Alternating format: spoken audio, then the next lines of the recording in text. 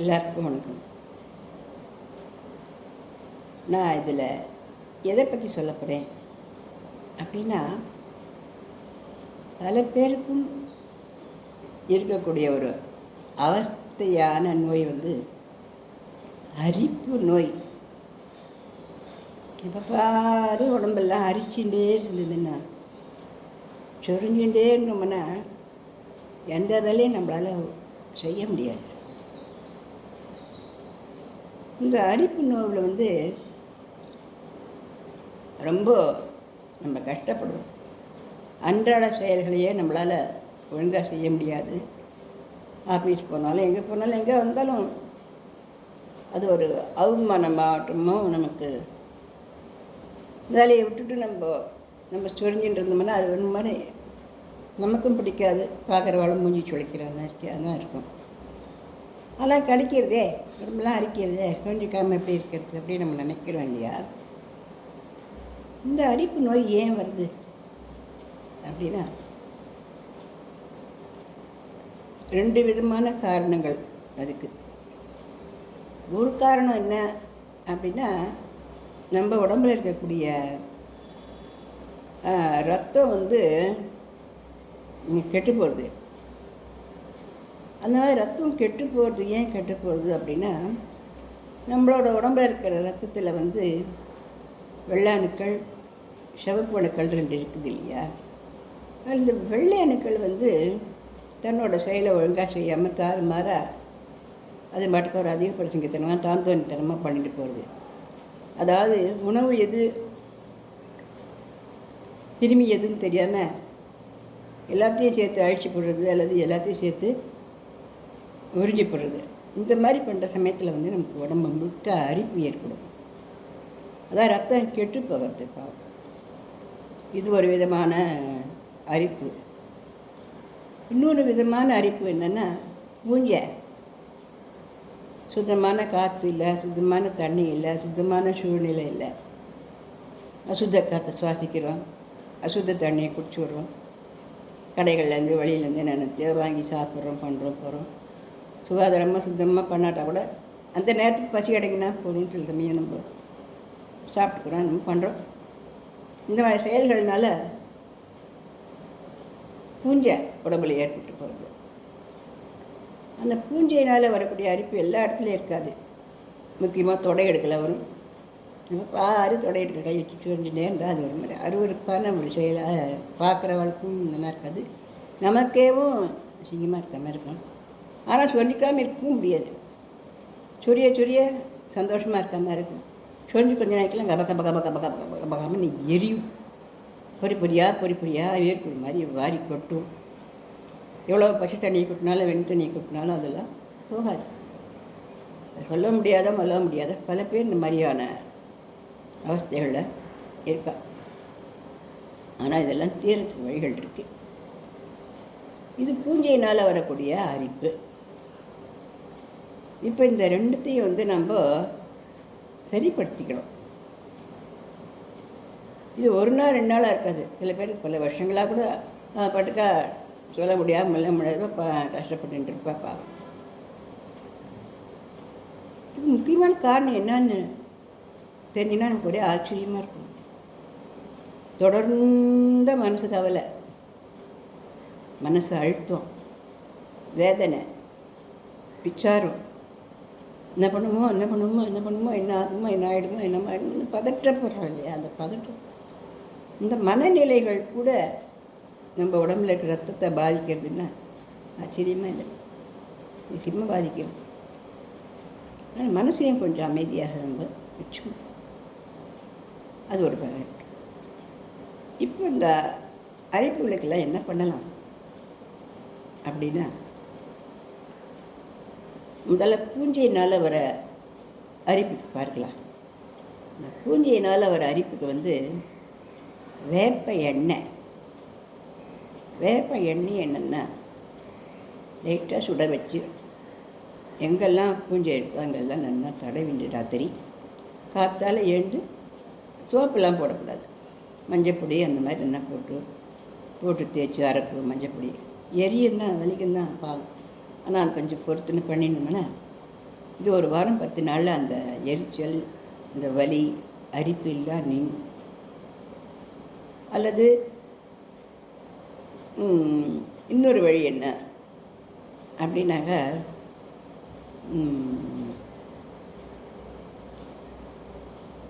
இது பச்சை கற்பூரம். பச்சை கற்பூரத்தில் தேங்காய் எண்ணெயில் போட்டு காய்ச்சி அதை தடவி அது நம்ம நல்லா தேய்ச்சி குளிச்சுட்டு வரலாம். அது ஒரு வழி இருக்குது. இன்னொரு வழி என்ன அப்படின்னா, குப்பைமேனி பொடின்னு விற்கும். அதில் குப்பைமேனின்னு நம்ம போகிற வர வழியிலெல்லாம் கிராமங்களில் தான் நிறைய கிடைக்கும். பட்டங்களை கூட குப்பைமேனி இலையான்னு கேட்டு எடுக்கணும். இந்த வேரோடு பிடிங்கிட்டு வரணும். வேரோடு நல்லா அவ்வளோ இலையை பிடிங்கிட்டு வந்து அதை என்ன பண்ணணும், நல்லா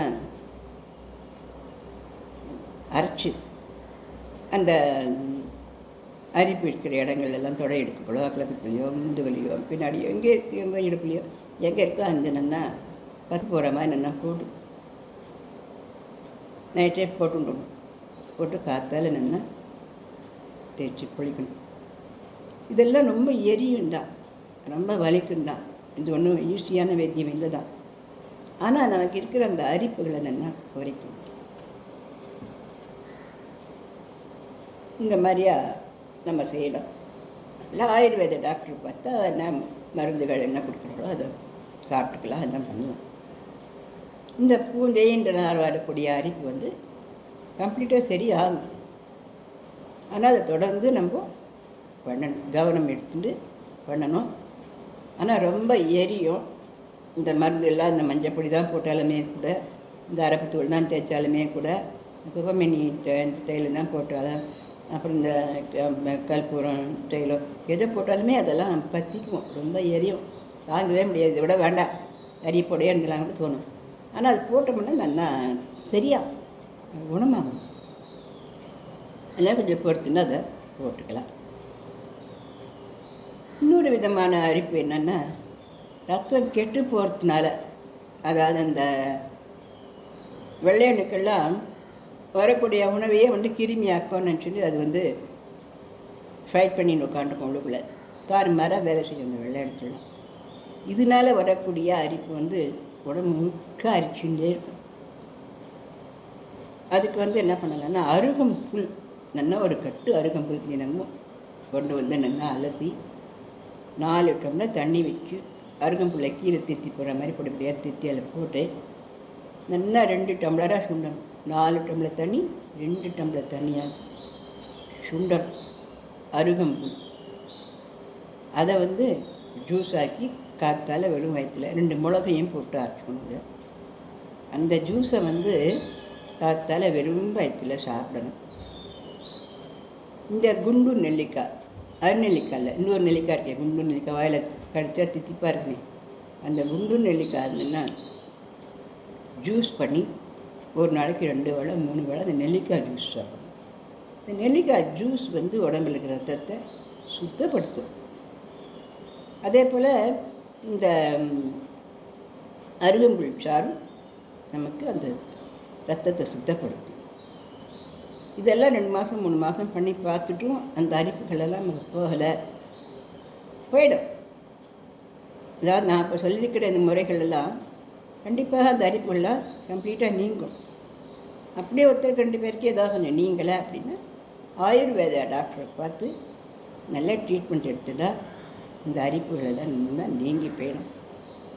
வெறும் அரிப்பு தானே, இது ஒரு பெரிய நோயா அப்படின்னு நினைக்கணும். அப்படியே அரிப்பு அப்படின்றத கஷ்டப்பட்டவளுக்கு தான் கேட்டால் தான் தெரியும் அது எவ்வளோ பெரிய நோய், எவ்வளோ பெரிய கவனத்தெல்லாம் குறைக்கிற நோய், எவ்வளோ பெரிய கஷ்டத்தெல்லாம் கொடுக்குற நோய், எவ்வளோ பெரிய அவமானத்தெல்லாம் கொடுக்குற நோய், எவ்வளோ பெரிய தலைவேதனையான நோய் அப்படிங்கிறது. அதனால் நாம் உணவுலேயும் நம்ம கவனமாக இருக்கணும். எந்த உணவை நம்ம சாப்பிட்டா நமக்கு அலர்ஜியாக, நமக்கு அது உடம்புக்கு ஆகலை அப்படின்னு தோன்றுமோ அந்த உணவுகளை கொஞ்சம் நம்ம தவிர்க்கணும். இப்போ கத்திரிக்காய் சாப்பிட்டா நமக்கு உடம்புக்கு ஆகலை, அரிக்கிறது அப்படின்னா கத்திரிக்காய் சாப்பிடணுன்னு அவசியம் இல்லை. காலிஃப்ளவர் சாப்பிட்டா உடம்பு அரிக்கணும்னு காலிஃப்ளவர் சாப்பிடணுன்னு அவசியம் இல்லை. அதை நிறுத்திட்டாலே அந்த அரிப்புலாம் நீங்கி போயிடும். அதனால் இந்த அரிப்புங்கிறது வந்து சாதாரணமான ஒரு சின்ன விஷயம் மாதிரி தான் நமக்கு தோன்றதை வழிய, இந்த அரிப்பு அப்படிங்கிறது ஒரு பெரிய அவஸ்தை. அதனால் இந்த மாதிரியான மெத்தடுகளை நம்மளாம் செஞ்சு அந்த அரிப்பு நோயிலேருந்து கம்ப்ளீட்டாக வெளியில் வந்துடலாம். இது நமக்கே ஒரு தன்னம்பிக்கையும் நல்ல ஆரோக்கியத்தையும் கொடுக்கும். முக்கியமாக நான் சொல்கிற ஒரு விஷயம் என்ன அப்படின்னா, எது அஸ்மதியம் நகி தத்து பரேஷாம், நமக்குன்னு எது கிடைக்குமோ அது நமக்கு கிடைக்கத்தான் கிடைக்கும். அது கிடைக்காம எங்கேயும் வழியில் தங்கி போகாது. யாராலேயே தட்டலாம் நிறுத்த முடியாது. அதுதான் நிச்சயம். அதே போல் நமக்கு கிடைக்கக்கூடாதுன்ற விஷயம் நம்ம தலைகீழாக நின்று அழுதுன்றதான் கிடைக்காது.